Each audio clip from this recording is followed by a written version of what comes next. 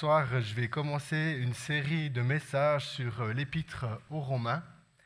Et puis en tout, ce sera 10 messages, et puis qui sera coupé en 3 saisons. C'était vraiment, je me creusais la tête, ça fait un moment déjà que je réfléchis que je suis interpellé, le fait qu'il faudrait faire un message, pas sur quelques versets ou bien quelques chapitres de l'épître aux Romains, mais sur son ensemble. Mais j'avais un peu une difficulté à me dire, mais comment est-ce que je vais réussir à construire toutes ces 10 prédications. Et puis en fait, voilà un peu dans le programme. Il y aura 3 sessions. Chaque session seront, les messages de saison seront proches. Et puis la saison 1, il y aura les trois messages. Ensuite, il y aura la saison 2, il y aura 4 messages. Et puis dans la saison 3, il y aura 3 messages qui seront répartis sur toute l'année. Mais à chaque fois que je prendrai une saison, eh bien, les messages seront proches les uns des autres. Par exemple, la saison 1, je commence ce soir, mais c'est sur 3 dimanches de suite où je vais prêcher sur ça. Du coup, on va directement rentrer dans cet épître. Comme ça, on rentre directement dedans. Et puis après, il y aura peut-être une pause de quelques semaines. Et puis, je vais rentamer la saison 2.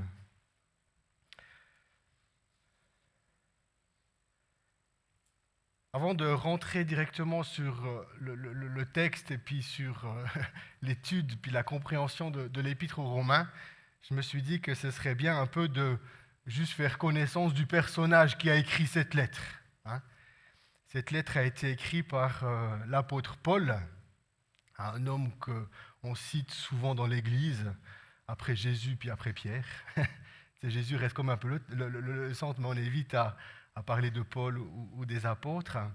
Mais c'est cet homme qui a écrit cette lettre. En fait, ce n'est pas lui qui l'a écrit, il l'a dicté, puis il avait un scribe, quelqu'un qui prenait note de tout ce qu'il disait, et c'est lui qui l'a écrit.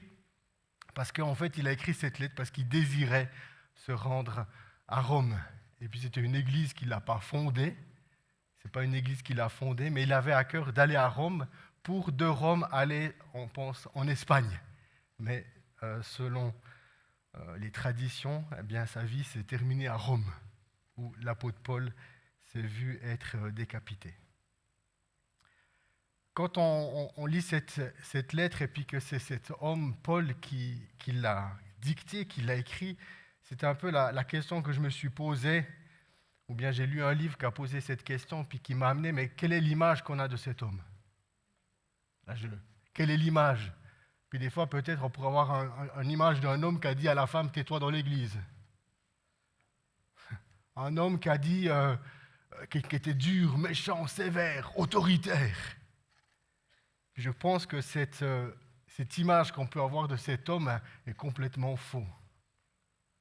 Plus je lis ses lettres et plus je lis ses épîtres, plus je vois un homme avec un grand cœur. Plus je vois un homme qui manifeste, qui a réussi à se laisser transformer par Dieu. Et dans cette transformation, eh bien, il est comme une image, j'ai presque envie de dire parfaite, de Dieu. À tel point qu'il a dit à plusieurs reprises à l'Église, mais imitez-moi comme j'imite le Christ. Et puis on voit quand il écrit ses lettres à Timothée, et puis il dit à Timothée, j'ai vu tes pleurs, prends courage, fortifie-toi, ça va aller. Et il parle pas à Timothée comme un chef de mission, mais il parle à Timothée comme un père. Et puis ce qui est vraiment intéressant, c'est que vraiment il a un grand cœur. Quand on lit dans Romains le dernier chapitre où il fait ses salutations, j'en reviendrai encore un petit peu ce soir, il donne tant de mots, de verbes, comment il parle des gens. C'était un homme, au fond, il serait été bon d'être assis à côté de lui, on aurait tellement appris. On aurait tellement appris avec cet homme. Du coup, cette personne, l'apôtre Paul, c'était un homme qui était zélé. C'est un juif qui faisait partie de la tribu de Benjamin. Il faisait aussi partie d'un groupe religieux, on va dire une secte religieuse de l'époque qu'on appelle les pharisiens. À savoir que dans l'époque des apôtres et de Jésus, il y avait 4 groupes religieux. On appelle les Sadducéens, les pharisiens, les Énésiens et les Zélotes. Et puis l'apôtre Paul faisait partie du groupe des pharisiens. Et il était zélé dans toute la tradition de cette secte religieuse, à tel point qu'en fait, il a eu même de la haine contre ces nouveaux croyants. Amen. Et puis bref, un jour, dans son zèle, il va vers son supérieur, et puis de son supérieur, il n'est pas allé de son propre chef, mais de son supérieur, il reçoit une lettre qui l'autorise d'aller à Damas et de pouvoir persécuter les chrétiens et de les mettre en prison. Et c'est là que je trouve vraiment intéressant, c'est qu'il n'est pas allé de son propre chef, mais il va vers son supérieur, et puis il se soumet à son supérieur, et dans cette attitude de cœur, il reçoit cette lettre pour aller arrêter les chrétiens. Et en marche, direction Damas, eh bien c'est là, alléluia, qu'il y a la puissance de Dieu qui vient le visiter. La grâce de Dieu vient le visiter. Et puis qui dit, hey Paul, le Dieu que tu aimerais servir, tu es en train de le persécuter. Vous voyez le traumatisme qu'il a dû avoir? Le traumatisme qu'il a dû avoir, cet homme, ce Dieu qui veut servir, eh bien ce Dieu est en train de lui dire, tu es en train de me persécuter. Le Messie que tu attends, en fait, il est déjà arrivé, c'est moi, Jésus de Nazareth, le Fils de Dieu. Bref, sur ça, il se convertit. Sur cette révélation, il est en contact avec des disciples, avec les apôtres. Et tout d'un coup, l'Esprit Saint l'amène à avoir des visions, de la révélation sur le contenu du salut, sur la question de Jésus-Christ mort et ressuscité. Il a toute une révélation sur ça. Il se laisse complètement transformer, il est complètement renouvelé dans son intelligence, afin qu'il va dire, mais en fait, tout ce que je croyais avant, toute ma manière de vivre avant était fausse. Et j'ai tout abandonné. Et là maintenant, comme le Christ m'a saisi, je cours pour le saisir lui. Et c'est cet homme qui a vécu cette rencontre, qui s'est mis au service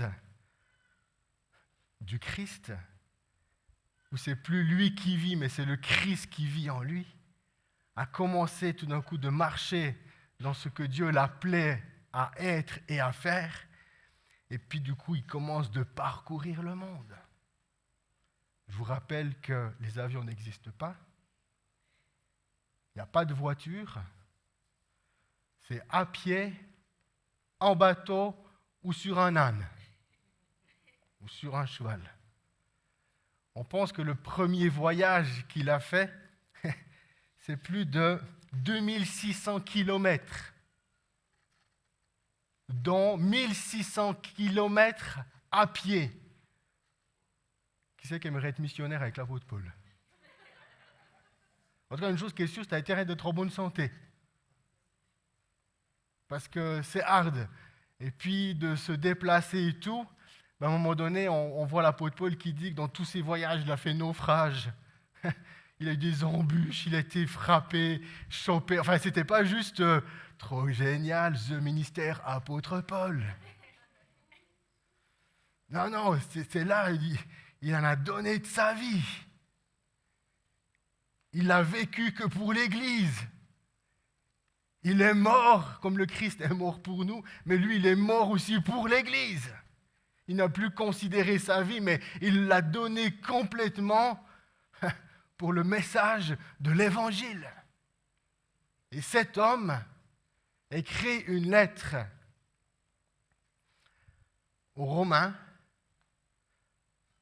parce qu'il désire les rencontrer, parce qu'il a encore un projet de mission pour aller en Espagne, et il a besoin de cette collaboration et de cette relation de cette église qui se trouve à Rome.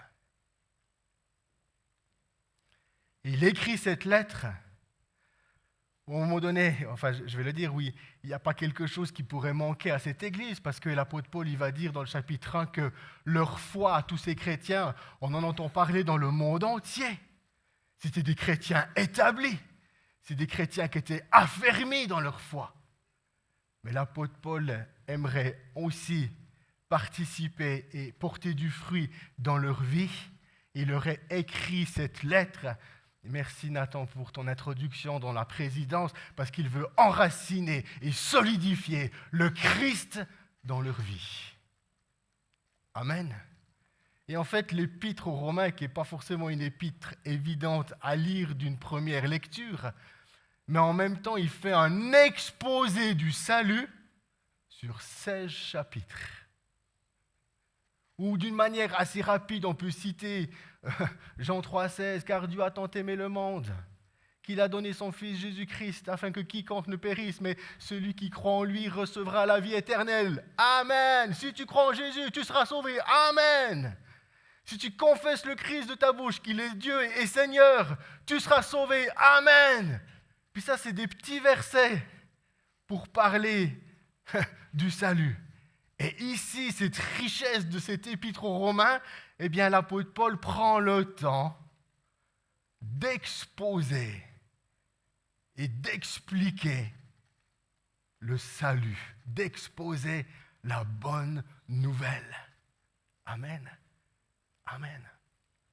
Ensuite, un autre élément que j'aimerais encore pour parler de l'apôtre Paul, par rapport à tout son ministère et à tout son voyage, j'ai lu un livre qui, je fais référence au livre que j'ai lu, un théologien émérite, Daniel Marguerat, oui, c'est ça. Et puis dans toute son étude du livre qu'il a écrit, il montre en fait que l'apôtre Paul, ce n'était pas juste un homme solitaire, puis qui faisait qu'à sa tête. Il était en collaboration avec des gens, et puis dans la parole de Dieu, on peut dénombrer 43 collaborateurs qui œuvrent et qui travaillent avec l'apôtre Paul. Quand on parle de 43 noms, de 43 collaborateurs, c'est vraiment des gens qui sont comme Paul, comme au même niveau. J'ai envie de dire comme dans le ministère apostolique. Et dans ces 43 personnes qui collaborent avec l'apôtre Paul, 21 noms, c'est des femmes. 21 ans, c'est des femmes avec qui elles travaillent à côté de l'apôtre Paul. Amen, où ils exercent le ministère ensemble. Et puis j'aimerais parler d'une femme en particulier, c'est au chapitre 16, le verset 1, quand l'apôtre Paul fait les salutations puis qui donne plusieurs noms dans Romains 16, il parle de Phobé ou bien Phébé. Alors je vais juste le lire. Je vous recommande notre sœur Phébé, qui est responsable au service de l'église de Cenchréa. Recevez-la au nom du Seigneur, comme il convient de le faire entre croyants, et apportez-lui votre aide en toute affaire où elle aurait besoin de vous. Si elle a besoin de toi, tu te mets au service d'elle, puis si elle n'a pas besoin de toi, c'est bon, tu peux rester dehors. Mais si elle a besoin de toi, il faut que tu te mettes à disposition de elle. Ça veut dire que tu dois lui obéir. Puis ça veut dire qu'elle exercera une autorité sur toi. Amen. Alors, recevez-la au nom du Seigneur, comme il convient de le faire. Elle aura besoin de vous. Elle a été une protectrice pour beaucoup de gens et pour moi en particulier. Et ici, il y a le mot dans ma Bible, c'est marqué, elle a été une protectrice. Ou bien dans d'autres versions, il est dit, elle a été une aide. En fait, le mot grec qui est utilisé ici, puis que dans ma Bible, ils ont traduit une protectrice, en fait, le mot veut dire elle était une patronne. En fait, l'apôtre Paul est en train de donner, et il est en train d'honorer cette femme, et l'apôtre Paul dit en fait que cette femme dans cette église, en fait, c'était elle, la chef. Elle était une patronne. Et puis, dans ma Bible, c'est marqué une patronne ou bien une dirigeante exerçant son autorité. Et ce qui est intéressant, c'est qu'il dit, Paul, elle a été une protectrice pour beaucoup de gens et pour moi en particulier. C'est-à-dire que l'apôtre Paul, dans la relation même avec elle, le fait qu'un jour il a eu besoin d'aide de cette femme dans le ministère, c'est-à-dire que Paul s'est soumis à cette femme. Amen. Parce qu'à un moment donné, il avait besoin d'aide et puis il est rentré dans une relation où il s'est soumis à cette femme. Concernant aussi encore de la soumission, je trouve vraiment aussi beau de voir dans le livre de Actes, on voit que l'apôtre Paul, dans Actes 21, les versets 23, que l'apôtre Paul, eh bien, un jour, il revient à Jérusalem et puis il y avait l'apôtre Jacques qui était responsable de l'église de Jérusalem et l'apôtre Jacques vient vers Paul puis lui dit, écoute Paul, il y a les gens, ils ont pensé que tu as tout abandonné la loi de Moïse puis nos pratiques. Alors écoute Paul, tu vas faire ça, pour montrer aux chrétiens que tu n'as pas abandonné toutes les pratiques de la loi de Moïse. Et l'apôtre Paul se soumet à Jacques et il fait exactement tout ce que Jacques est en train de lui dire. Et moi, ce que je trouve magnifique, c'est un homme, eh bien au fond, à des moments, il sait que c'est lui le leader, puis il va, mais en même temps, dans d'autres contextes, à d'autres moments, il est capable de se soumettre aux gens, à Jacques et à Phobé. Et ça, c'est cet homme qui a écrit les 2/3 du Nouveau Testament et qui a écrit ici cette lettre aux Romains. Quand il a écrit cette lettre, l'Église ne l'avait jamais vue, parce qu'Instagram n'existait pas, puis les appareils photo non plus. Du coup, on ne connaissait pas la tête qu'il avait. Et ce qui est intéressant, c'est que l'apôtre Paul écrit cette lettre à l'Église et l'Église accueille cette lettre et la lit en n'ayant jamais vu cet homme. Un petit peu comme nous. Est-ce que l'apôtre Paul, on pourrait prendre ce livre en disant c'est cet homme qu'on n'a jamais vu, on a entendu beaucoup parler de lui, mais on ne l'a jamais vu et il nous écrit une lettre pour nous. Parce qu'il désire fortifier notre foi. Amen. Vous êtes toujours avec moi? Les femmes aussi? Puis les hommes aussi? Ça fait moins mitigé, hein?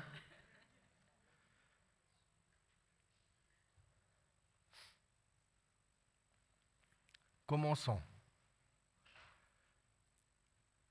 10 fois, dans toute l'épître aux Romains, où c'est souligné en jaune, depuis Romains 3, 4, 3, 6, 3, 31, 6, 2, 6, 15 et suivant jusqu'à 11, 1, il y a une expression que l'apôtre Paul cite, et d'une manière littérale, il y a la négation ne pas avec le verbe devenir. Hein, ne pas devenir, ou bien on pourrait traduire après en français de manière littérale, que ce ne soit pas. Et dans nos Bibles, par exemple, la Nouvelle Français courant, ils ont traduit ce ne pas devenir par certainement pas. La Bible du Semeur et la Louis II, ils disent loin de là. La Nouvelle Bible, la NBS, ils disent jamais de la vie. Ou bien la parole de vie dit sûrement pas. Et ce qui est intéressant, c'est qu'on va lire toute cette épître aux Romains autour de cette négation où l'apôtre Paul va dire certainement pas. Par exemple, pour prendre l'exemple, je prends Romains 6, le verset 2.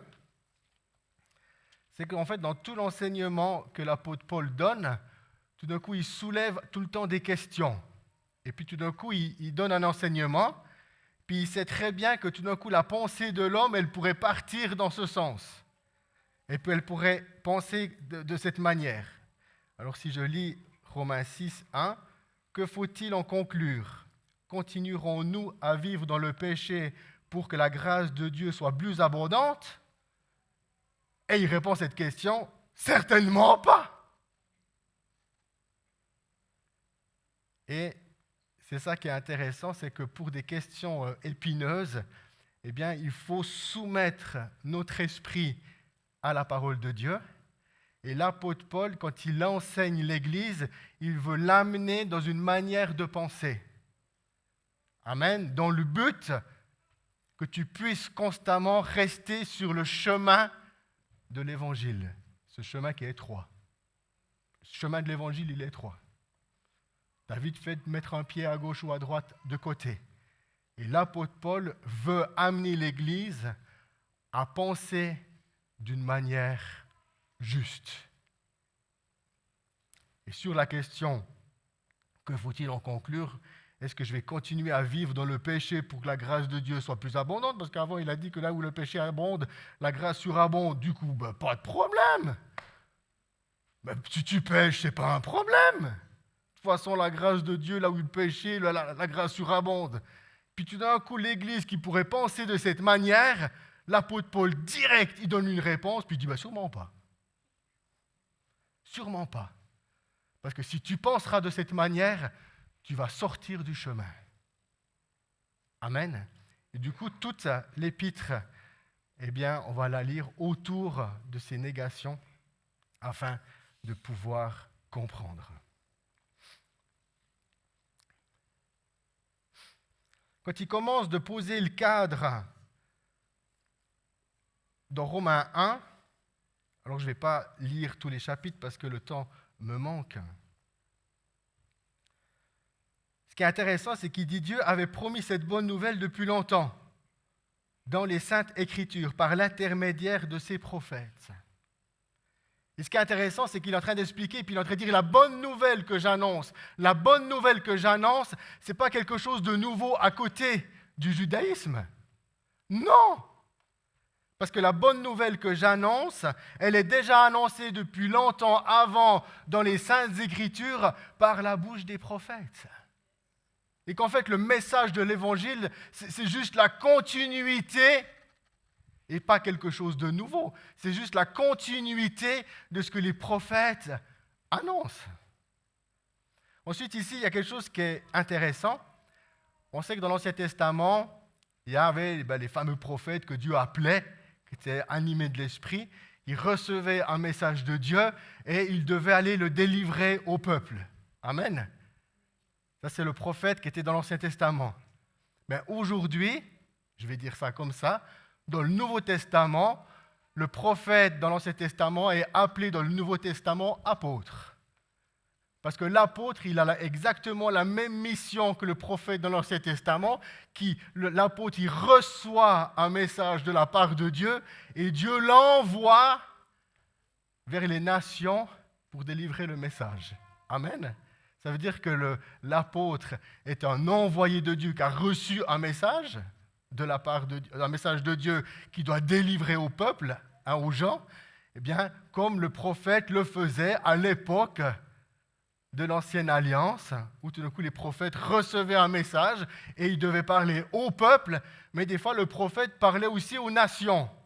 Amen. Et aujourd'hui, l'apôtre, c'est un envoyé de Dieu qui est habité, pas de ses propres pensées, par ses propres paroles, mais il est habité d'un message qu'il a reçu de Dieu. Et il est envoyé. Du coup, c'est ce que l'apôtre Paul il dit, qu'en fait, à un moment donné, il va même se présenter au début, qui dit cette lettre de la part de Paul au service de Jésus-Christ. Mais quand il dit au service de Jésus-Christ, le mot qui est utilisé, il dit, mais je suis au service du Christ, mais je suis l'esclave du Christ. Dans le sens, c'est que je lui appartiens pleinement. Je ne m'appartiens plus à moi, je n'appartiens plus au diable, mais j'appartiens à Christ. Et c'est dans cette position où il appartient à Christ, il vient et qu'il vient amener le message, amener le message de la bonne nouvelle.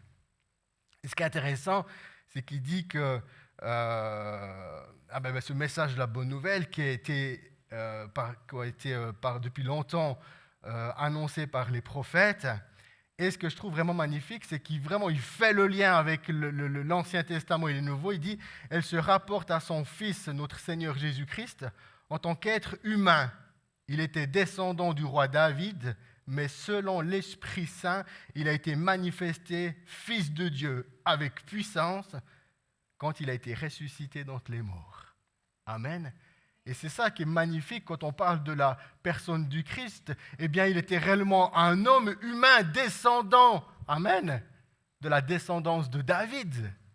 Alléluia. David était juste un type de Christ dans sa dimension, comment il a exercé sa royauté et qu'il a amené le peuple dans la paix. Mais de la même manière, le Christ exerce une royauté dans nos vies pour établir en nous la paix. Amen. La paix entre nous, mais surtout la paix avec toi-même.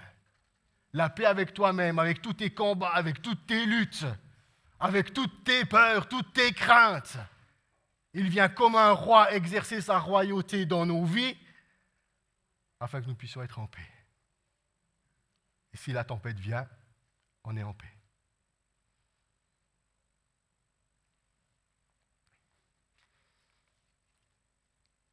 Il est homme de la descendance de David, mais il a été manifesté le Fils de Dieu, ça veut dire Dieu. Amen. Quand le Saint-Esprit l'a ressuscité d'entre les morts.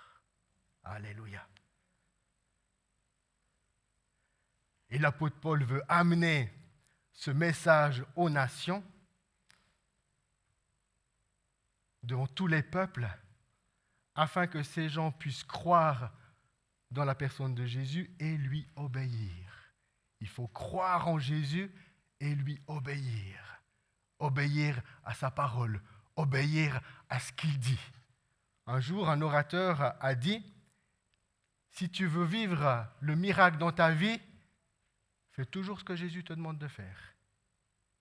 Si tu veux vivre le miracle dans ta vie, fais toujours ce que Jésus te demande de faire. Un jour, il a dit à ses disciples, il y avait une fête, ils étaient à un mariage, et dans ce mariage, il n'y avait plus de vin. Et tout d'un coup, on a dit, Jésus, il faut que tu fasses quelque chose. Jésus a dit à ses disciples, prenez les jarres et remplissez-les d'eau. Non, mais Jésus, on n'a pas besoin d'eau, on a besoin de vin. Mais les disciples ont obéi à Jésus. Ils ont rempli les jarres d'eau. Et après les avoir remplis d'eau, Jésus leur a dit, maintenant, vous servez le vin aux gens. Et les disciples, ils savaient bien qu'ils avaient mis de l'eau dedans. Hein? Mais ils ont continué d'obéir. Ils ont pris les jarres, ils ont servi le vin. Et la cerise sur le gâteau, il est dit que ce vin qu'ils ont bu à la fin de la soirée, il était le meilleur de tous les vins qu'ils ont bu. Amen. Quand il nous est dit qu'il nous faut obéir à Jésus, c'est en lui obéissant que nous verrons dans nos vies la puissance de Dieu qui fait des miracles. Et c'est ce que l'apôtre Paul veut pour l'Église. Pour avancer un petit peu, l'apôtre Paul veut rencontrer ces chrétiens. Et au verset 11, il est dit, « En effet, je désire vivement vous voir afin de vous apporter un don de l'Esprit Saint pour que vous en soyez fortifiés. » Amen. Alléluia. C'est fort. En effet, je désire vivement vous voir afin de vous apporter un don de l'Esprit Saint, afin que vous puissiez être fortifiés. Vraiment, on voit le cœur de l'apôtre qui veut venir vers cette Église pour la fortifier. Amen. Et ici, ce qui m'a vraiment été intéressant, quand il est dit qu'il veut venir leur apporter un don de l'Esprit, c'est comme ça que c'est écrit dans ma Bible, c'est pas qu'il leur manquait quelque chose à ces chrétiens de Rome, parce que de toute façon, on entendait parler de leur foi dans le monde entier. Mais l'apôtre Paul voulait prendre quelque chose qui était de lui et de leur donner. Le fait qu'il dit « j'aimerais vous apporter un don », c'est comme l'image du garçon qui a son lunch. Il fallait donner à manger à la foule. Il y a le garçon qui a un lunch, puis il dit « voilà, moi j'ai ce lunch, je te partage mon lunch. J'ai 2 pains, écoute, on va le briser, j'en prendrai un pour moi, puis l'autre je te le donne. » Il y a vraiment cette dimension où l'apôtre Paul veut comme prendre quelque chose de lui pour leur donner. Amen. Mais ce qui est intéressant, c'est qu'il dit, ou plutôt, je désire être parmi vous pour que nous recevions ensemble un encouragement, moi par votre foi et vous par la mienne.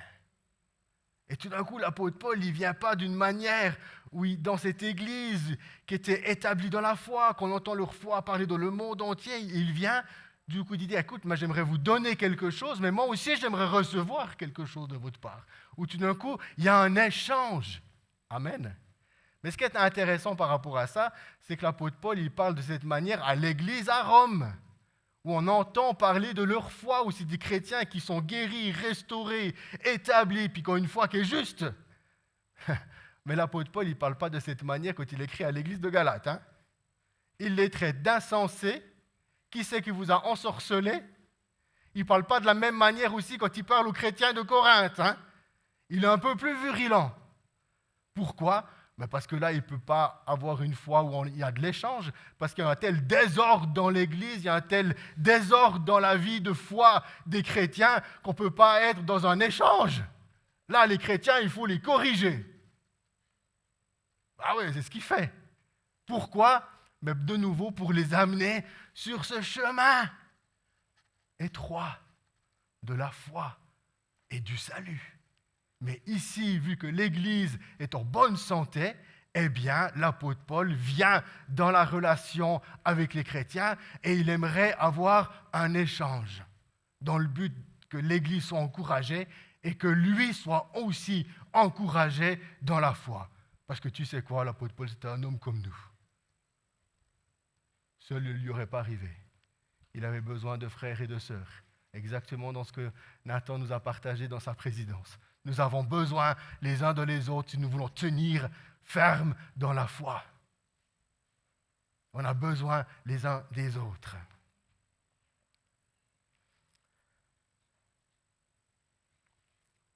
J'arrive gentiment à la fin, mais au plus beau.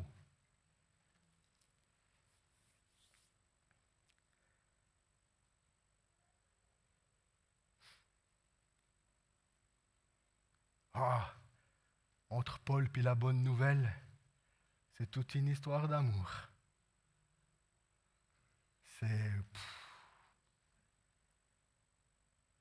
Il est tellement dans l'amour et dans la passion qu'il va dire, c'est sans honte en effet que j'annonce la bonne nouvelle. Je n'ai point honte du Christ. Lui qui m'a saisi, lui qui m'a transformé, lui qui m'a restauré, lui qui m'a guéri. En lui, j'ai trouvé tout le salut. En lui, j'ai trouvé que j'étais sauvé par la foi, que c'était une grâce de Dieu. Oh, je n'ai point honte de l'Évangile. J'en parle tout le temps. Je n'ai pas honte de dire que je suis chrétien. Je n'ai pas honte de dire que le Messie, c'est Jésus. Je n'ai pas honte de dire qu'il est mon bien-aimé. Je n'ai pas honte. C'est sans honte, en effet, que j'annonce la bonne nouvelle. Elle est la force dont Dieu se sert pour sauver toutes les personnes qui mettent leur foi en lui. Les Juifs d'abord, mais aussi ceux qui ne sont pas Juifs. En effet, la bonne nouvelle révèle comment Dieu rend les humains justes devant lui. Alléluia! Ce qui est magnifique ici, il dit, c'est cette bonne nouvelle qu'on prêche. Eh bien, elle révèle comment Dieu rend les humains justes devant lui. Comment Dieu rend les humains justes. Pas comment moi j'essaye d'être juste devant Dieu.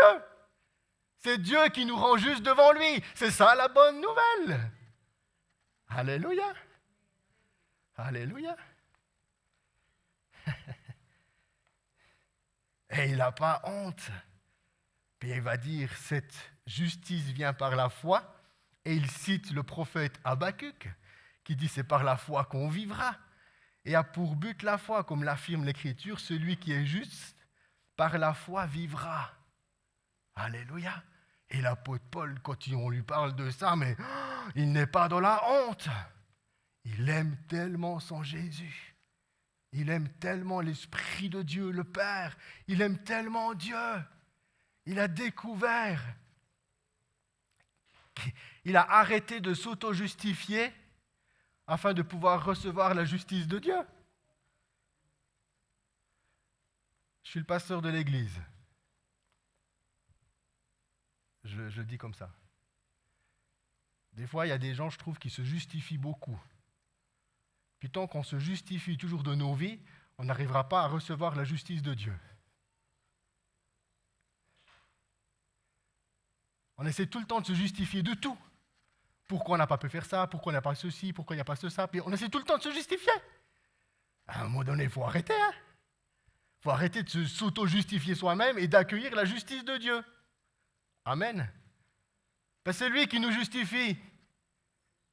Parce que quand tu as trouvé la justice de Dieu, l'apôtre Paul va dire dans Romains 8, il n'y a plus aucune condamnation pour ceux qui sont en Jésus-Christ. Amen.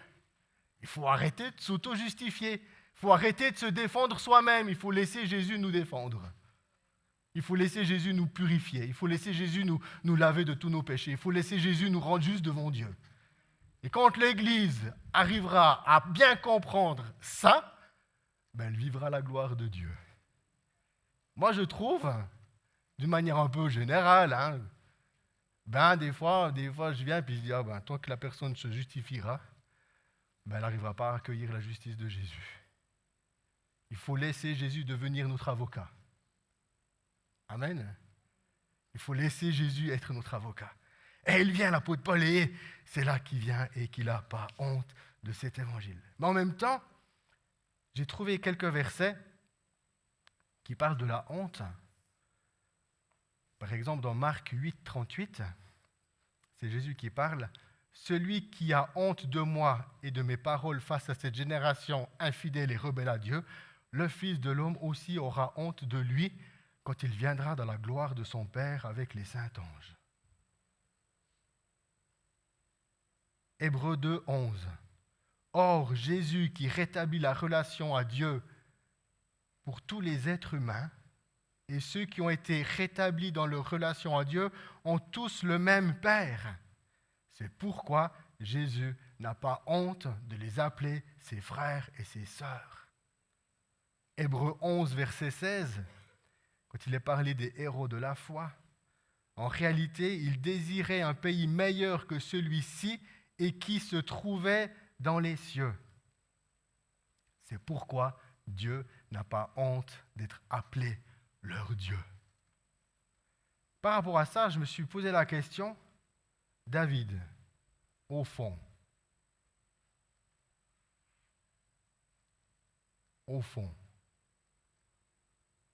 comment tu es libre de parler de Jésus? Au fond, comment tu es libre de dire, tous les dimanches je viens à l'église? Comment tu es libre de dire à quelqu'un, oui, je lis ma Bible, j'ai la Bible, la parole de Dieu? Comment je suis libre de dire, oui, Jésus, c'est celui que j'aime, c'est toute ma passion, Jésus, c'est mon héros? Au fond, David, comment tu es libre? Parce que je crois qu'à un moment donné, il faut prendre la parole de Dieu au sérieux. Bien sûr qu'il y a la grâce, mais Jésus il dit que celui qui a honte de moi, j'aurai honte de lui. Et ce qui est intéressant, c'est comme l'apôtre Paul n'a pas honte de la bonne nouvelle, eh bien Jésus il dit qu'il n'a pas honte d'appeler Paul son frère. Du coup, la question, il y a libéralité en nous de nous exposer et de dire oui, je suis chrétien, tous les dimanches je vais à l'église, c'est ma priorité numéro 1. Je fais tout pour toujours être à l'église le dimanche. Attends, je rencontre à chaque fois Jésus avec mes bien-aimés, avec mes frères et sœurs. Pour jamais au monde, je veux louper un dimanche. Je l'aime tellement, Jésus. Je l'aime tellement, Jésus. C'est tellement bon d'être avec mes frères et sœurs, dans la foi, dans la prière, dans la louange. C'est tellement bon. Jamais je veux louper une célébration. Je ferai tout pour y être. J'aime tellement Jésus.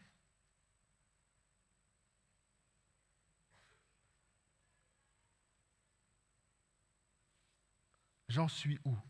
Parce que la réalité, c'est qu'au moment où on veut s'afficher pour dire oui, nous sommes chrétiens, la vérité, c'est qu'il y a toujours un combat spirituel. On a tous le coup, il y a l'estomac qui... Je dis, ok. Moi, je me souviens la toute première fois, je ne parlais pas de Jésus dans ma vie. J'étais chrétien, mais je ne parlais pas. Parce que j'avais trop peur qu'on me critique. Je ne supportais pas la critique. Et puis, quand j'ai donné ma lettre de démission dans l'entreprise où je travaillais pour aller faire mon école biblique, Tout d'un coup, je m'affichais dans l'entreprise. Et j'ai tellement eu peur. Vous savez quelle parole m'a sauvé pour affronter ma peur? C'est le passage de Marc 8, 38. Jésus m'a dit, David, si tu as honte de moi, j'aurai honte de toi devant mes anges. Ah non, je ne veux pas. J'ai pas envie que Jésus ait honte de moi. Et cette parole m'a fait surmonter ma peur. Et là, après, je dis, ouais, tous les dimanches, je vais à l'église. Puis, tout d'un coup, tout le monde venait vers moi pour me poser tout plein de questions. Après, j'ai quitté. Puis, voilà, j'ai fait mon école biblique. Mais le passage de Marc 8, 38, parce que pour moi, parler de l'évangile, c'était un vrai défi. J'aimais pas. Mais cette parole m'a aidé à surmonter mes craintes. Je ne voulais pas que Jésus ait honte de moi. Et voilà, on arrive au terme de ce premier message où l'apôtre Paul, il vient, il expose, il présente les choses. Et dimanche prochain, on va rentrer dans le vif du sujet encore. Où il y aura tout l'exposé gentiment, étape après étape, où il expose le plan du salut. Amen. Alléluia. J'aimerais prier. Seigneur Jésus, j'aimerais te bénir et te remercier, Seigneur, pour ta présence au milieu de nous, par ton esprit. Seigneur, fais-nous grandir dans nos relations mutuelles entre nous. Que nous puissions, Seigneur, nous encourager mutuellement, comme l'apôtre Paul voulait encourager l'Église et être encouragé de l'Église. Que nous puissions être dans cette relation. Et Seigneur, devant toi, nos vies sont tout en lumière. Tu sais exactement nos cœurs, comment ils sont. Et Seigneur, si j'aurais encore une ombre de honte de dire que je sois chrétien, viens mettre de la lumière. Redonne-moi, Seigneur, le premier amour de la conversion. Le premier amour quand je suis venu à toi, quand nous sommes venus à toi. Et qu'en aucun cas nous soyons dans la honte de savoir que tu es notre Sauveur et notre Seigneur. Que les critiques, que toute autre chose, peut-être perte d'emploi, persécution, ne soit pas un frein dans nos vies pour dire que nous sommes chrétiens. Merci Seigneur parce que tu fais cette œuvre dans nos vies. À toi soit toute la gloire. Amen.